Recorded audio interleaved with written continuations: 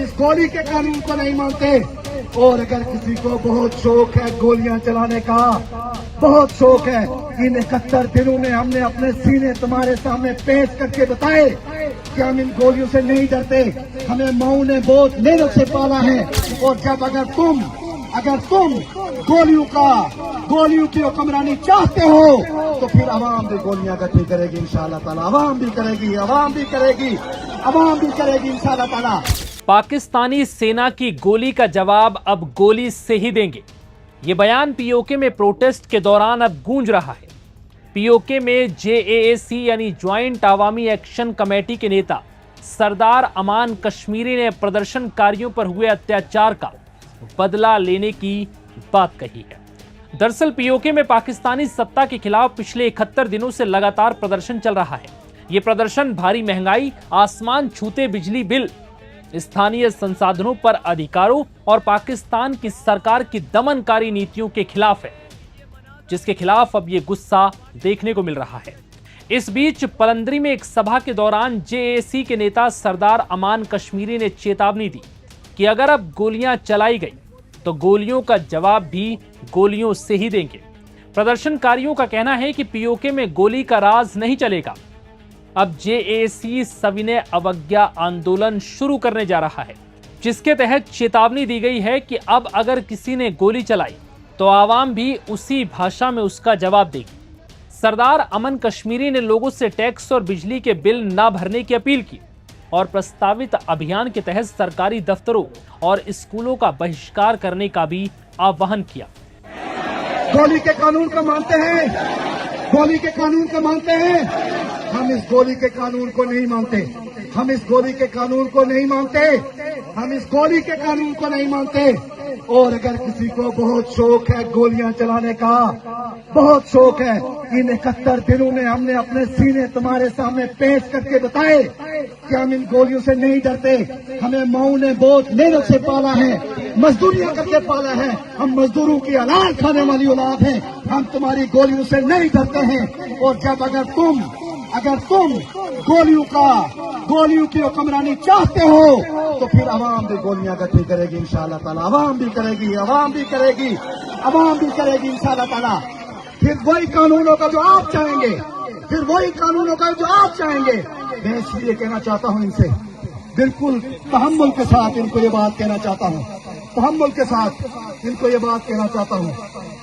कि इस मसले का सियासी हल है। ये भेड़ बकरियां नहीं है।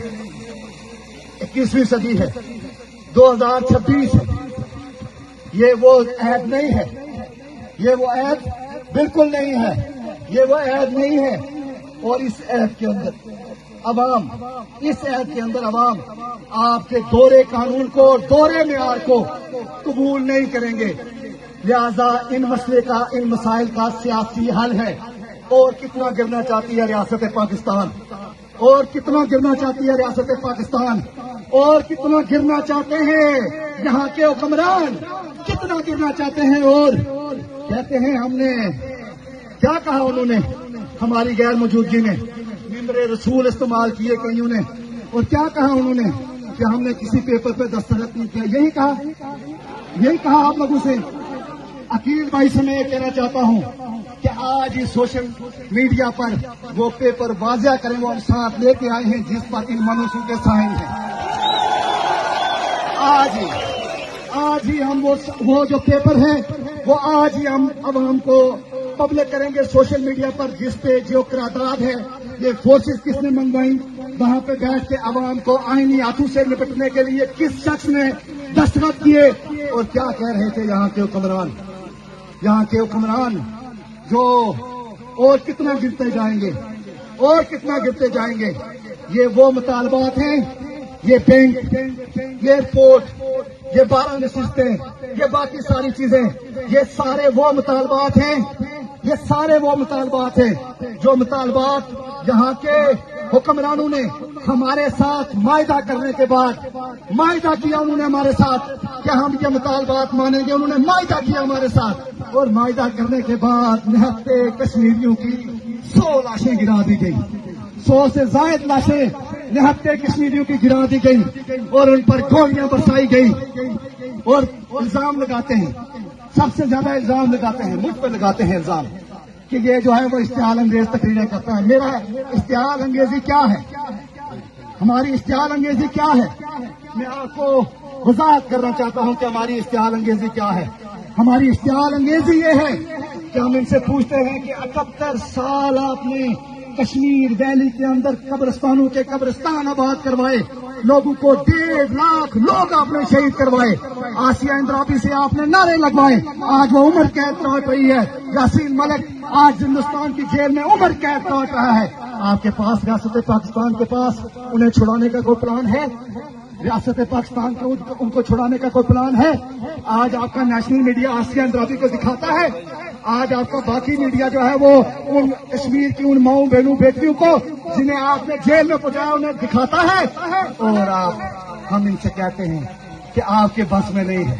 ना ना ना ना ना कमियों, आपके बस में नहीं है, आप नहीं कर सकते हैं, और हम आपसे कहते भी नहीं हैं। कश्मीर की नौजवान नस्ल, ये मर्दों खवातीन आपसे ये कहते हैं कि हम आपसे बिल्कुल रिक्वेस्ट नहीं करते कि आप कश्मीर आजाद करवाएं, इसलिए कि 2019 में बाजवा ने कहा था कि हमारे टैंकों में तेल नहीं है, इसलिए हम हिंदुस्तान से जंग नहीं लड़ सकते। हम आपसे कहते हैं आप पीछे दफा हो जाएं, हम खुद लड़ लेंगे, हमारी जमीन है, खुद लड़ लेंगे।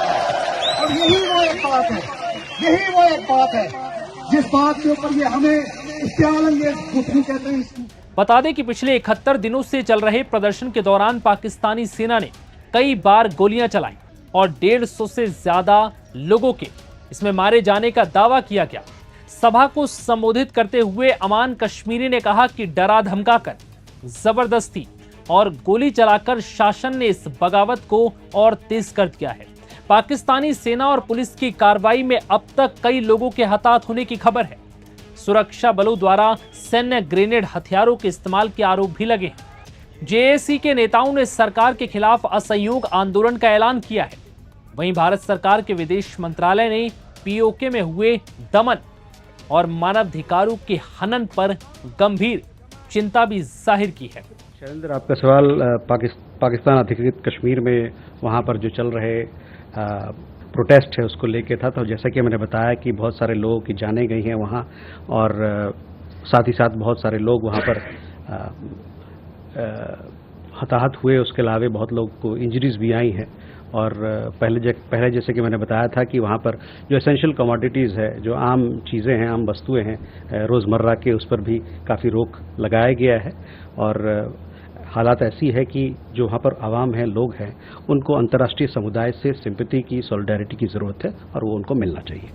अब देखना होगा कि क्या इस प्रदर्शन को पाकिस्तान की सरकार और सेना रोक पाएगी, या फिर इन प्रदर्शनकारियों के आगे सरकार को झुकना पड़ेगा और उनकी मांगे माननी होंगी। फिलहाल इस वीडियो में इतना ही।